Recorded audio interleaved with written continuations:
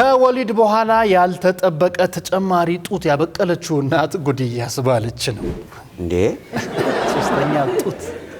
ሁኔታውም እንደ ውሻና ድመት ባሉ እንስሳት ላይ ከሚታየው ተከታታይ የጡት ጫፎች ጋር ተመሳሳይነት ያለው ነው በዚህም እንግዳን ነገር እንግዲህ የተወለደው ሕፃን ሁኔታው ለኔ ተመቸኝ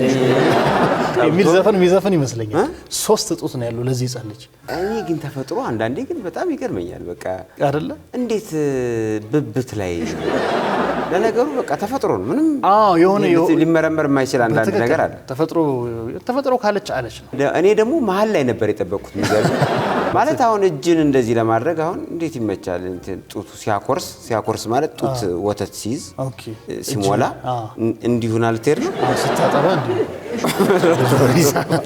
ይህ ክስተት እንግዲህ በሳይንሳዊው ዓለም የሚታወቅ ሲሆን የሰው ልጅ ጽንስ በማህፀን ውስጥ ያለ የሚኖረው የወተት መስመር ሳይጠፋ ሲቀር የሚከሰት ነው ይላል ሳይንሱ ምንም እንኳን ይህ መስመር በጽንስ እድገት ወቅት መጥፋት ቢገባውም ያው በአንዳንድ ሰዎች ላይ ግን ሳይጠፋ በመቆየትና ከወሊድ በኋላ በሚከሰት የሆርሞን ለውጥ ምክንያቶች ሊያብጥና ወተት ሊያመነጭ ይችላል ነው የሚለው አየ ሳይንሱ መልስ አለው አረ ሳይንስ